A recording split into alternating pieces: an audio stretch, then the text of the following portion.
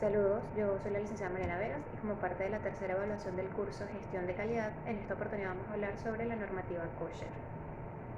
Para comenzar vamos a definir lo que el término kosher significa. Kosher proviene del hebreo kashrut, que significa apto o adecuado. Por lo tanto, este término se utiliza para referirse a todos aquellos alimentos que cumplen con las normativas dietéticas judías, las cuales se encuentran descritas en la Torá, que es el libro sagrado de los judíos. Para hablar sobre los orígenes de esta norma, hay que remontarnos al año 1000 a.C., que es el año en que se fue entregada la Torá al pueblo de Moisés en el monte Sinaí. En la Torá, específicamente en el libro Levítico 11, se especifica cuáles animales son considerados puros y por lo tanto pueden consumirse y cuáles no. Además, se describe la manera en la que estos animales deben ser sacrificados y cómo deben ser preparados los alimentos.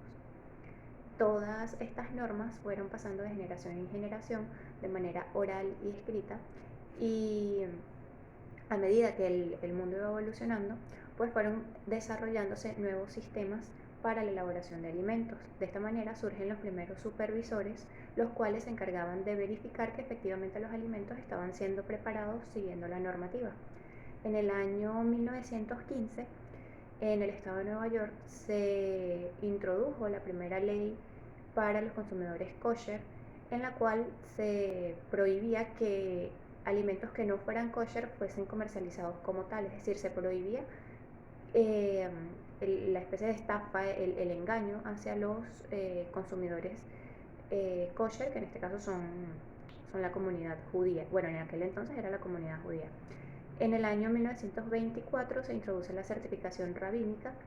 La Iglesia Ortodoxa conformó comisiones que se encargaban de verificar que los productos que se comercializaban como kosher efectivamente se prepararan siguiendo las normativas. En el año 1935, Heinz y otras compañías populares comenzaron a adoptar la normativa kosher. Sin embargo, no fue hasta la década de 1990 que comenzaron a certificarse con la norma, debido a que se introdujo la primera ley federal para la protección de los consumidores kosher.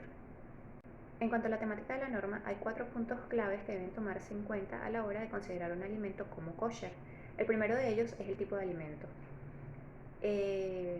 La norma kosher clasifica los alimentos en 3 grupos, que son carnes, lácteos y parvé. Las carnes, como mencionaba anteriormente, no puede ser de cualquier animal.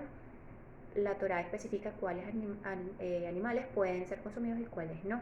Entre los animales terrestres considerados como kosher se encuentran los rumiantes de pezuña hendida, como la vaca, las cabras, las ovejas.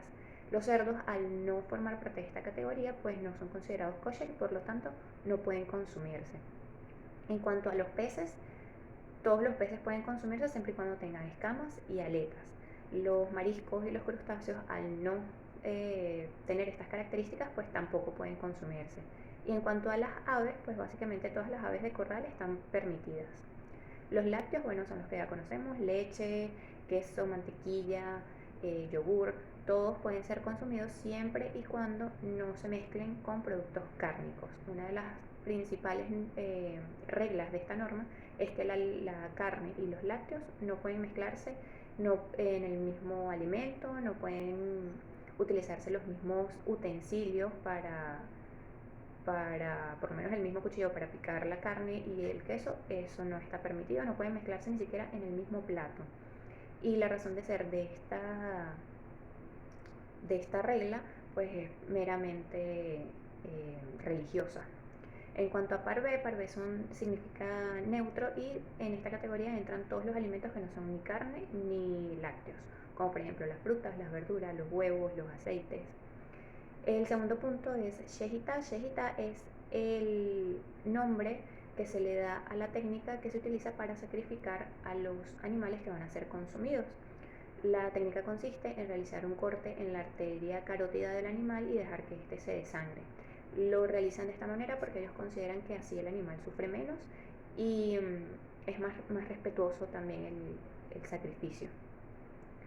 En cuanto a los utensilios, pues como mencionaba anteriormente, la carne y los lácteos no pueden mezclarse, por lo tanto los utensilios que se utilizan para la carne tienen que ser completamente distintos a los que se utilizan para los lácteos. En muchos hogares judíos lo que hacen es que tienen dos juegos de utensilios, unos para la carne y otros para los lácteos. De igual manera esto aplica para las empresas. Si una empresa se dedica a procesar alimentos cárnicos y lácteos, pues el material y toda la maquinaria que utilizan para los productos cárnicos tiene que ser distinta a la que se utiliza para los lácteos. Y bueno, el último punto a considerar es la higiene.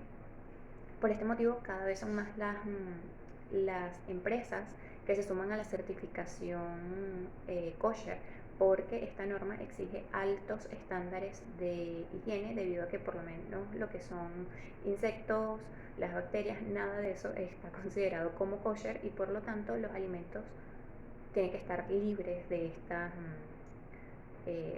digamos, de estos organismos que no forman parte de la dieta y que por lo tanto pueden contaminar los alimentos.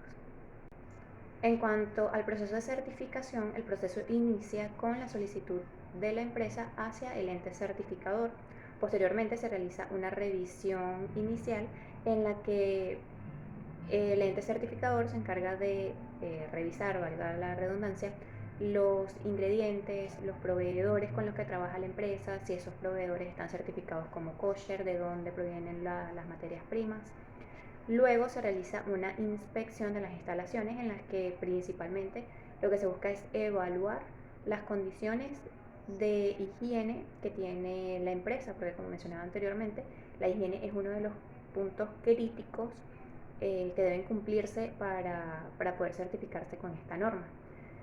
Luego de la inspección, la empresa tiene que consignar cierta documentación en la que tiene que especificar cómo se llevan a cabo los procesos de producción, los ingredientes, si los trabajadores están capacitados. Una vez que todo está en regla y el ente certificador ha constatado que la empresa cumple con todas las normativas, se entrega la certificación y la empresa queda bajo supervisión supervisión continua. Constantemente, cada cierto tiempo, va una comisión que se encarga de evaluar que las condiciones de producción se encuentren todavía dentro de las normativas, que no haya habido ningún cambio y todo se esté realizando de acuerdo a lo que la norma indica. En cuanto a los organismos certificadores, a nivel mundial hay muchísimas empresas que se encargan de realizar la certificación. Sin embargo, las más importantes son las que están colocadas en la diapositiva, siendo la principal la Unión Ortodoxa, la cual se encuentra en más de 100 países y certifica más de 400.000 productos a nivel mundial. Los productos certificados como kosher por lo general están identificados con el logo de la empresa que se encarga de certificarlos, que puede ser pues las iniciales OU de la Unión Ortodoxa, o con una K, dependiendo de si es otra la empresa que se encargó de realizar la certificación. En Venezuela, el ente certificador principal para productos kosher es la Asociación Israelí Venezolana. Y bueno, la imagen en la diapositiva pueden ver una imagen que extraje de una publicación que ellos realizan cada cierto tiempo. Cada vez que amerita hacerle una actualización, que se suma un nuevo producto, ellos la actualizan. Es una lista de todos los productos kosher que se encuentran en Venezuela, que son producidos en Venezuela, y si ustedes la revisan, pues pueden darse cuenta que la mayoría de los productos de la cesta básica venezolana están certificados como kosher.